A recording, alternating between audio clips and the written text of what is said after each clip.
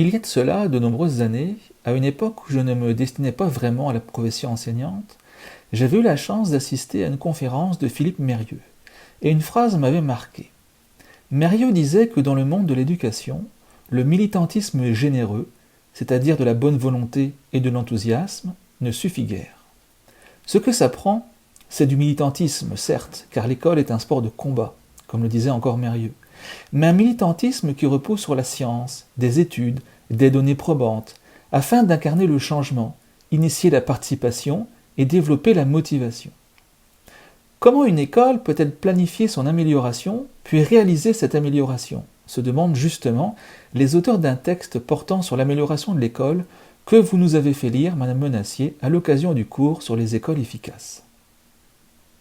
À ce sujet, l'une des grandes découvertes dans le cadre du cours ETA 6802 fut pour moi le tableau de Janus. Et il est sûr que ce que j'ai découvert ne pourra qu'influencer mes pratiques managériales. En effet, la nomenclature de Janus est non seulement un outil efficace, permettant de bien connaître une école, mais encore un formidable outil de régulation, tant les choses peuvent changer dans un établissement scolaire. Il n'y a qu'à penser à certains quartiers de Montréal qui connaissent une gentrification soudaine, ou encore à des établissements qui connaissent un fort roulement de personnel. Ainsi, reprendre à nouveau le tableau de Janus pour réévaluer une école que l'on connaît déjà permet de mesurer les changements que celle-ci a pu vivre et de réorienter par conséquent nos interventions. Enfin, le tableau de Janus oblige à avoir une vision systémique, à se reposer sur des faits et non sur de simples impressions. Un autre apprentissage fut de comprendre l'importance du climat scolaire et la nécessité d'agir sur celui-ci pour assurer le bien-être scolaire, tant celui des membres du personnel que des élèves. Cette question m'a particulièrement intéressé dans la mesure où l'école dans laquelle je travaille connaît de grandes difficultés quant au climat scolaire. Un comité exécutif, dont je fais partie, portant sur le bien-être scolaire a été créé dans mon établissement, et je m'emploie à y exploiter directement les apprentissages réalisés dans le cadre de ce cours. C'est aussi pour cette raison que j'ai réalisé le travail de session sur ce sujet.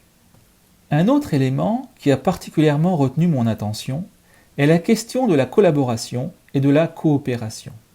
Au détour d'un cours, et ceci m'a frappé, vous avez mentionné, Madame Menassier, le fait qu'il est fort étrange que se créent régulièrement dans les établissements scolaires des relations amicales, mais somme toute très peu de relations professionnelles. En effet, on a l'impression que l'on reste des enfants, cherchant à l'école des camarades et non des partenaires de travail. Tant il est vrai que l'on ne parle avec les collègues que très rarement du didactique ou de pédagogie, mais régulièrement des vacances ou de la dernière série sur Netflix. J'ai découvert cette année, je ne sais si c'est l'effet de la pandémie ou non, 2 véritables collaborations professionnelles. L'une dans le cadre de mon école avec de jeunes collègues, et l'autre dans le cadre de ce cours avec mes 2 coéquipiers de travail. Je me demande si cela est dû à une question de génération. En effet, le point commun partagé entre tous mes partenaires de travail est qu'ils appartiennent à une génération plus jeune que la mienne. Ce sont aussi des personnes qui ont quitté l'école, c'est-à-dire qui ne sont pas passés du stade d'élève à celui d'enseignant, mais qui ont eu une vie professionnelle en dehors de l'école. Ce passage d'une culture individualiste misant tout sur les relations sociales à une culture de collaboration et de coopération misant sur les relations pédagogiques me semble particulièrement pertinent. La mise en place de CAP est un moyen efficace de permettre cela, et c'est la raison pour laquelle j'ai travaillé sur cette question dans le cadre du premier travail à réaliser dans le cadre de ce cours. Dans mon école, avec les collègues de travail que j'évoquais tout à l'heure, nous comptons mettre en place l'an prochain une CAP en lien avec les élèves en difficulté, et les services d'orthopédagogie de l'école sont d'ores et déjà ravis d'une telle réalisation. Le rôle de la direction d'un établissement scolaire est primordial, et ce qui ressort de ce cours est que celle-ci doit présenter un leadership fort. L'ouvrage de Phelan est des plus pertinents à ce sujet, lui qui livre 6 secrets pour y parvenir. Phelan indique encore une chose essentielle, c'est qu'un leader doit créer un climat organisationnel positif, en agissant de façon éthique, en prenant compte les différents points de vue, en orchestrant des projets qui favorisent à la fois la création d'une vision partagée autour des valeurs de l'institution, la contribution de tous les membres du personnel en fonction de leurs expertises, la collaboration dans un projet mobilisateur et une communication transparente.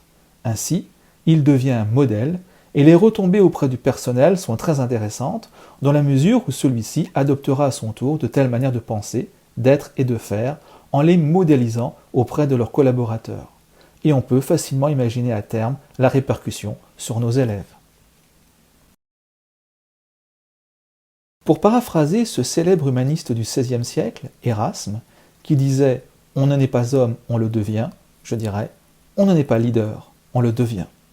Afin de piloter le dossier de la gestion éducative d'une école, je me référerai à la nomenclature de Hallinger et Wang, qu'il a définie en 3 points. Donner la direction, gérer les ressources, suivre les apprentissages.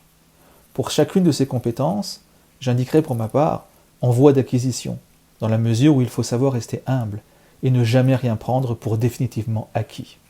Je citerai une fois encore Erasme, qui disait dans son De Pueris, c'est-à-dire de l'éducation des enfants, que l'homme est doté d'une intelligence qui lui permet d'en apprendre toujours plus et de se perfectionner. Vivre, c'est être infatigable de savoir, c'est toujours et encore apprendre. Et je dois dire que votre cours, Madame Menassier, m'a nourri intellectuellement. Et pour cela, je vous en remercie. Enfin, pour finir, si vous me le permettez, je vous paraphraserai, Madame Menassier, en disant que par-dessus tout, il faut savoir être créatif. Comme j'espère que cette petite vidéo le fut.